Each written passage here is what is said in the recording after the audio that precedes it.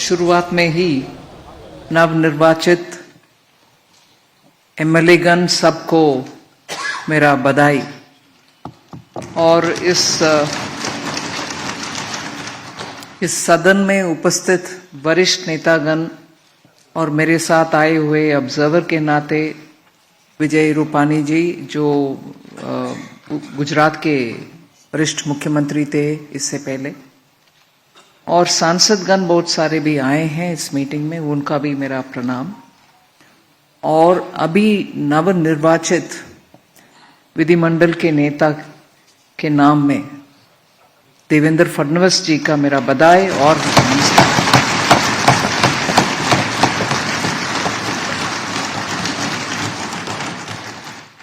इस चुनाव के दौरान महाराष्ट्र के 14 करोड़ जनता जनार्दन के डिसीजन पूरे भारत के लिए एक संदेश है।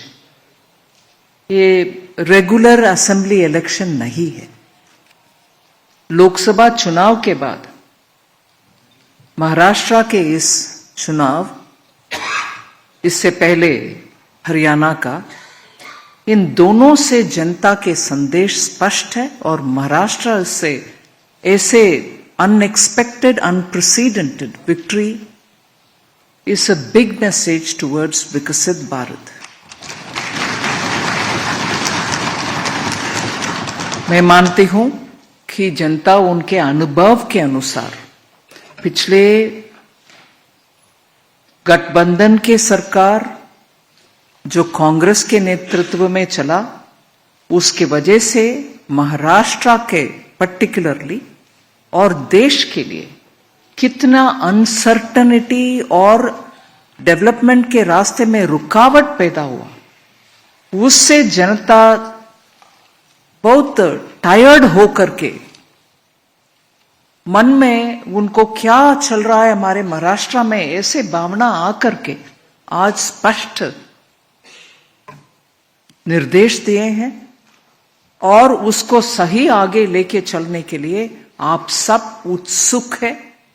और मैं ये जरूर संदेश देना चाहती हूं कि डबल इंजन के सरकार मोदी जी के नेतृत्व में महाराष्ट्र के लिए और महाराष्ट्र के भविष्य के लिए उत्साह से, उमंग से, और जैसे चुनाव पत्र में आपने घोषणा की है, उन सभी वायदों को पूरे करते हुए महाराष्ट्र को आगे लेके जाएंगे। ये तो स्पष्ट है। और अभी ये स्पष्ट है कि हम सब महाराष्ट्र का पिछले कांग्रेस के नेतृत्व में चलने वाली सरकार के द्वारा कितना नुकसान हुआ, उन सबको, जनता को याद दिला करके हम तेजी से काम करते आगे लेके जाना है। चाहे वो किसान के मामला हो, चाहे इंडस्ट्री का इन्वेस्टमेंट हो महाराष्ट्र में, चाहे हर रीजन का डेवलपमेंट हो महाराष्ट्र में।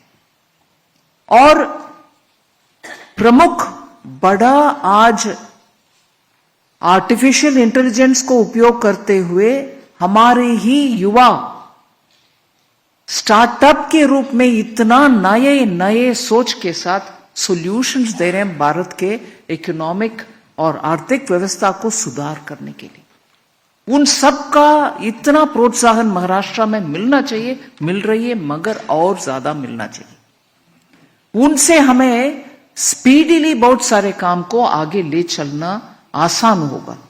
महाराष्ट्र फाइनेंशियल कैपिटल मुंबई है, देश का फाइनेंशियल कैपिटल मुंबई, और फाइनेंशियल वर्ल्ड में स्टार्टअप के इतनी कंट्रीब्यूशन दुनिया में एक देश हम जैसे नहीं है, जहां फिनटेक में हम सामने नंबर 1 के पोजीशन में आ रही।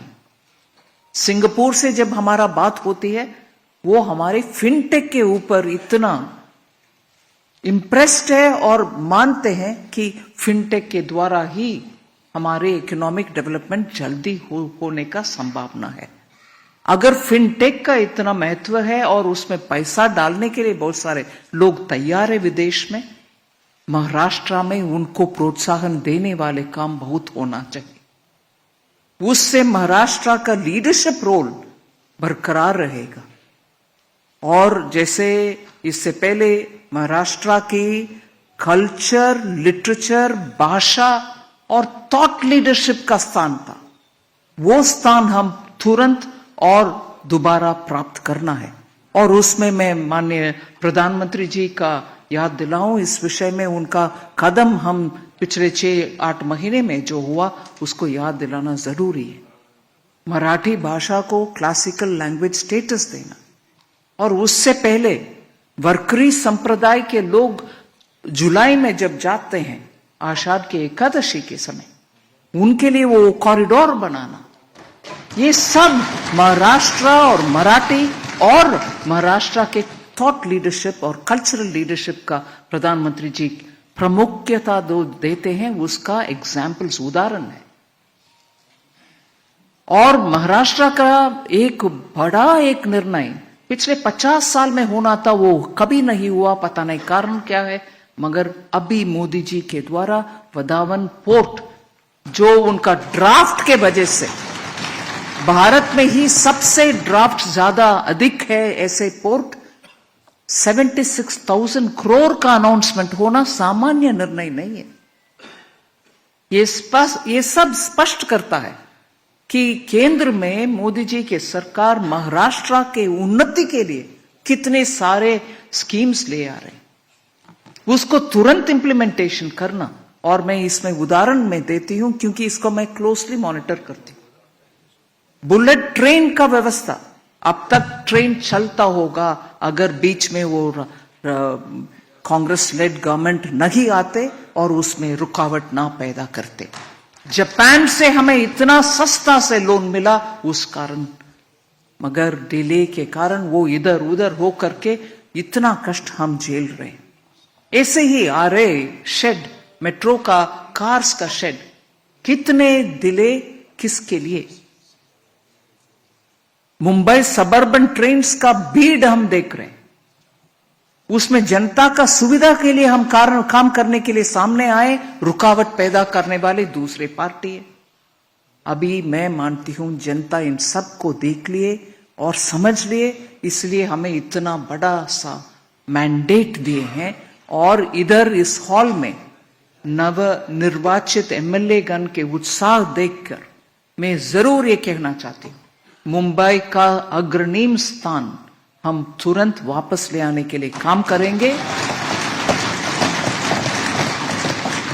नासिक और उस बेल्ट में जितने भी एग्रीकल्चर संबंधित, चाहे वो कंदा, ऑनियन और गार्लिक, इन सभी ग्रेप्स, इन सभी का प्रॉब्लम के लिए जितने भी हम गोडाउन्स बनाना है और उसके लिए साइंटिफिक तरीके से पैक करके एक्सपोर्ट करने के जितना भी काम करना है, उन सब के लिए प्रावधान देंगे। और डिफेंस का मैन्युफैक्चरिंग में अग्रणी स्थान, इधर कॉरिडोर नहीं आया मगर उससे ज्यादा काम हो रही है, उसके लिए केंद्र सरकार के द्वारा defence manufacturing, defence component manufacturing के लिए हम डेफिनेट डेवलपमेंट के लिए हम काम करेंगे। ऐसे ही विदर्भ क्षेत्र के लिए हम जरूर काम करना है, अच्छा सा ग्राउंड लेवल तक लेके जाना है डेवलपमेंट, वो भी हमारे मन में रहेगा। जैसे मैं हैदराबाद में बहुत सारे साल जीत चुकी हूं, इसीलिए लातूर, नांदेड़ उस प्रांत के ऊपर मेरा पर्सनल परिचय है, उस इलाके का भी हम प्रावधान देना है। आई एम श्योर आप सबके उत्साह से, एंथुसियाज्म और ग्राउंड में आपका कनेक्ट के वजह से और अभी नवनियुक्त नेता के लीडरशिप में हम सब जाएंगे और दिल्ली में केंद्र सरकार के द्वारा, प्रधानमंत्री मोदी जी के द्वारा पूरे कोऑपरेशन के साथ डबल इंजन, पावरफुल इंजन बन करके महाराष्ट्र को first in the country state बनाएंगे। ये हम सब साथ होकर के काम करना है। बहुत आनंद हुआ इस एक मत निर्णय में, यूनानिमस रेसोल्यूशन के ऊपर मैं आप सबको बधाई देती हूं। हम एक है तो सेफ है।